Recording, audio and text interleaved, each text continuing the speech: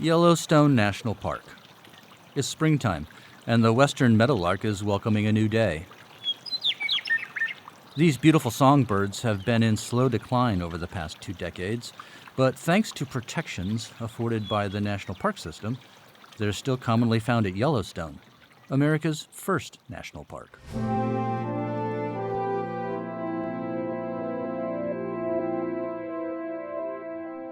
From Yellowstone, the National Park System has grown to include more than 400 sites. The park system turned 100 last year, and 2016 was also a record year for visits to the parks, 331 million of them. That popularity leads to a lot of wear and tear. The list of deferred maintenance to all that infrastructure that makes the parks run is a long one. It's also expensive, and the price tag is this episode's data point, $11.9 billion. That's dollars. $11.9 billion is what the National Park Service says is necessary to catch up with years of deferred maintenance. To learn more about how we got to this point, we called Phil Francis, the retired superintendent at the Blue Ridge Parkway, who also served as the deputy superintendent for the Great Smoky Mountains, one of the nation's most popular parks. Over his 40-year career at the National Park Service, he saw lots of changes and the impact of years of maintenance left unaddressed. In the early days, when I first joined the National Park Service, we had a set of standards that our maintenance managers were required to meet. They were called activity standards, and they were really pretty neat. It said you had to cut the grass every so often to maintain the grass height at a certain place. Trails had to be taken care of, had to be so many feet wide and so many feet tall. There would be a trail prism that we would have to maintain our trails at. And we did a pretty good job, actually, of meeting all these standards. Those standards are pretty much gone now. It's just so impossible now to meet that ongoing standard. And that has been the biggest change that I've noticed over the past 4 decades. We don't have the resources we once had. The 1,000 cuts have really caused a lot of damage and has changed the standard. I've actually seen historic structures in the Smokies fall down to the ground, and also in the Blue Ridge Parkway. I've seen foundations rotting away, and I've seen roofs actually collapse on historic structures because we didn't have enough funds to take care of them. The Smokies, for example, has the largest collection of historic log cabins anywhere in the U.S. They had a historic preservation crew that's been decimated by budget cuts. You know, those structures aren't going to last forever without attention.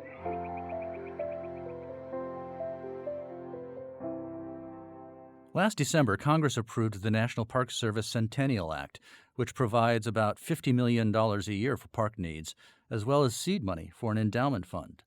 But Marcia Argust, who directs Pew's campaign to restore America's parks, says a lot more is needed. I think it's critical that we address the restoration of our park infrastructure for a number of reasons. First and foremost, preservation of our historic assets is critical to ensure that future generations can enjoy and learn from our nation's history.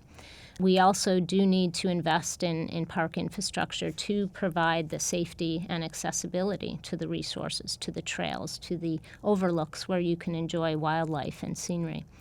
Road systems are responsible for half of the backlog within the National Park System, almost $6 billion worth, and that certainly needs to be addressed.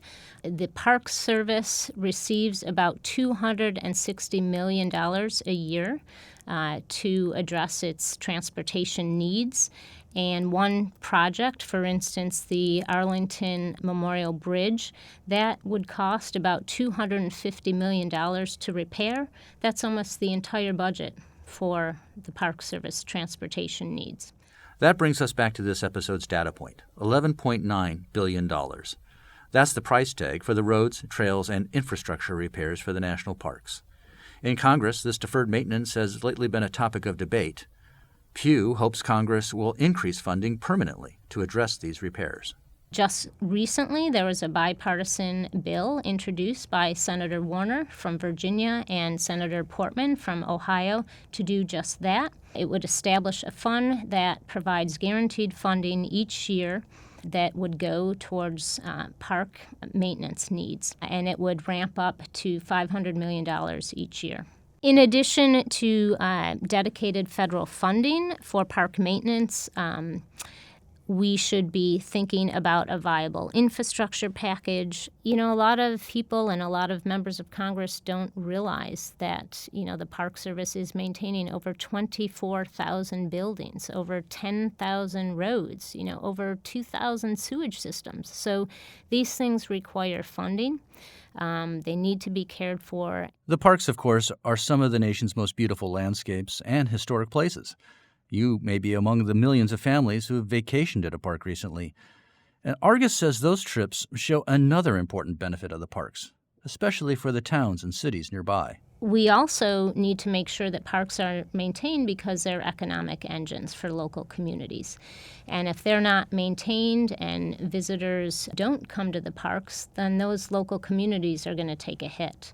In 2015, park visitors spent $17 billion in local communities, and that translated to a $32 billion economic boost nationwide. That also led to almost 300,000 jobs nationwide that was generated by National Park Service.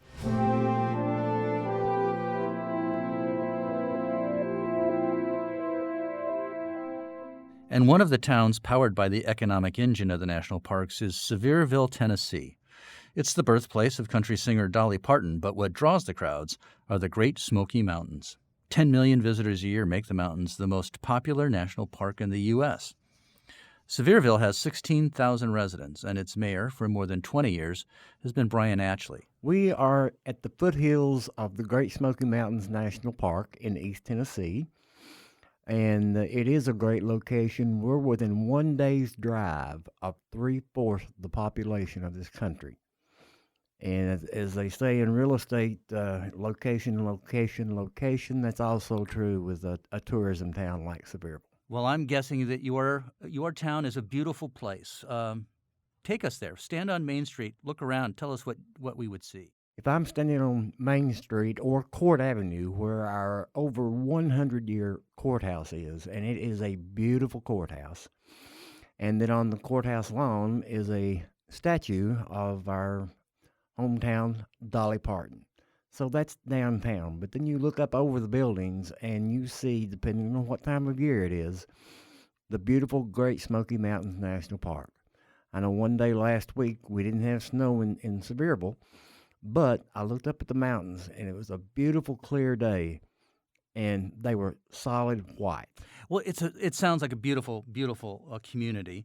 And, so much of the talk about saving our national parks, rejuvenating the national parks, it speaks to the natural beauty of the place and the historic role so many of these parks have played in our nation's history. But the park means even more to you in your surrounding communities, doesn't it? Our county is a county of less than 100,000 people. But on any given day from April through December, the peak season, we can be a county of 250,000 people. We have over 18,000 motel rooms and about that many cabins and overnight rentals. We hit over $1.5 billion in sales in 2016. I'm guessing when we were talking about sales tax revenue and all the rest earlier, that you play probably a pretty good role in helping fund Tennessee's state budget. We do, although Sevier County is about the 25th largest county. We rank number 3 in sales tax dollars. But again, how much of that would be going on if the Great Smoky Mountain National Park wasn't parked 10 miles from your door? It wouldn't be here. It's just no way. The park was established in 1934. By then, Franklin Roosevelt came down, and from there, it has just taken off. The mountains are the responsibility for all this growth, and we don't forget that. Tell us a little bit about some of the infrastructure problems going on at the Great Smoky Mountain National Park and your concerns about them.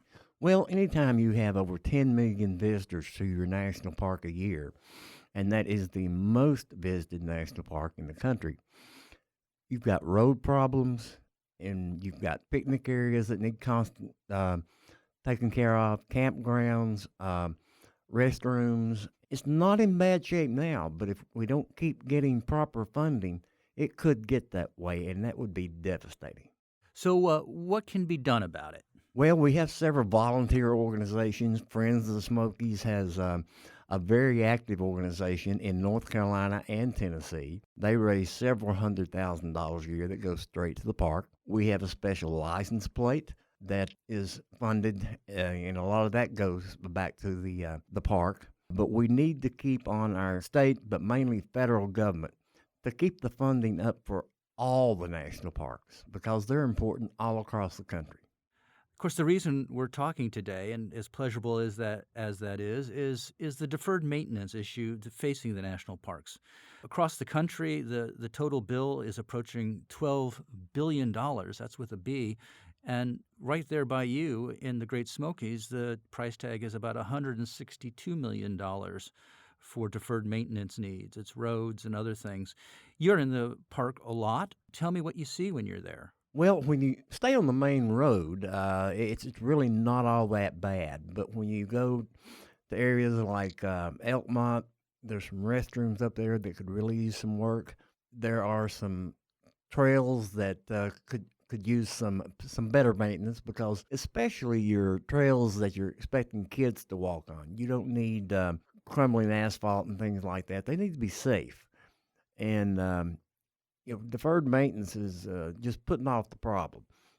They need to be fixed. Aesthetically, the mountains are gorgeous, but some of the things that the human race has done, we've not kept it up, and it needs to be fixed. It's got to be a cooperation between everybody, the park, federal, state, local government. It's got to be hand in hand that we keep our national parks as pristine as they are now.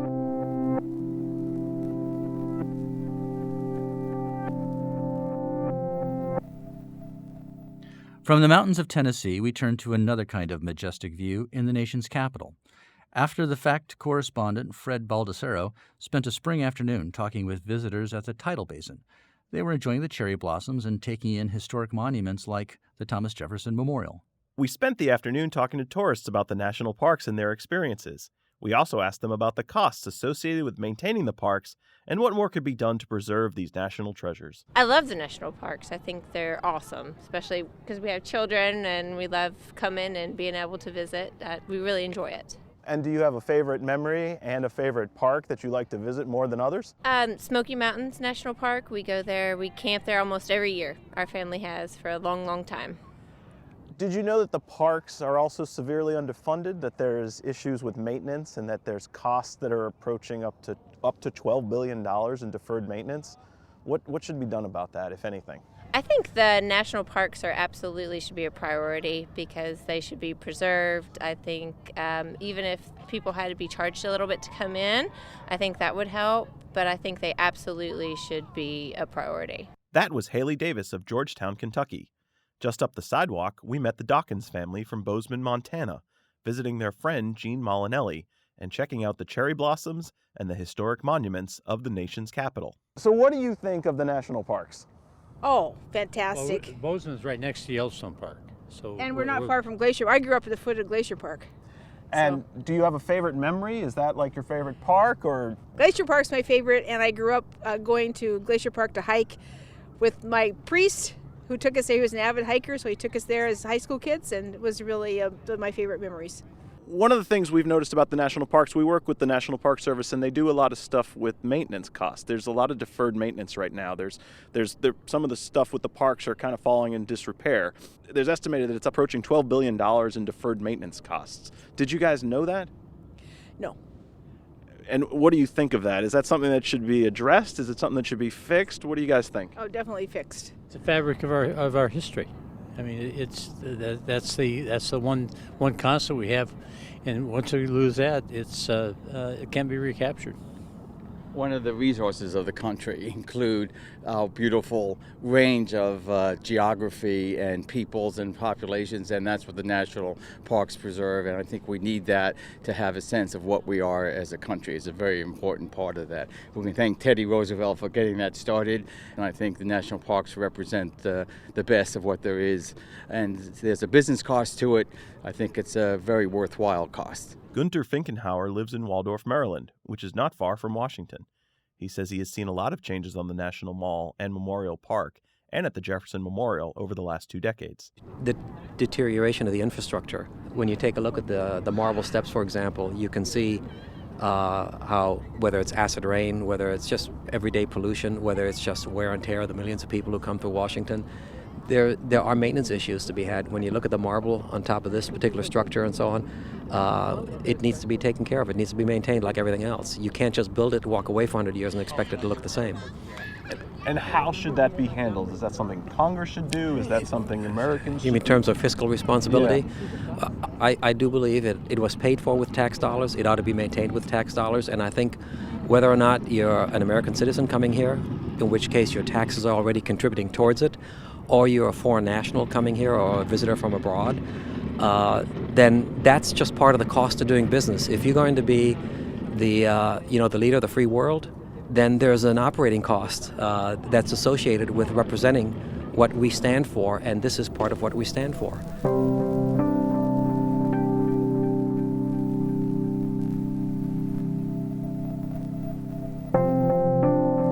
From the marble columns of the Jefferson Memorial to the childhood home of Dr. Martin Luther King Jr. in Atlanta, to the songbirds who greet the dawn in Yellowstone, to the rolling Smoky Mountains of Tennessee, America's national parks are as varied as the nation and its people. We depend on these places for tranquility and for history and memory. And these places depend on us for upkeep and maintenance.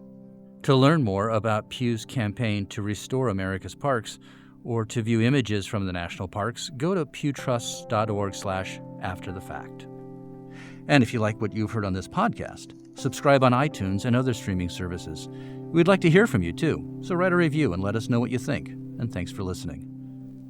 For the Pew Charitable Trusts, I'm Dan LeDuc, and this is After the Fact.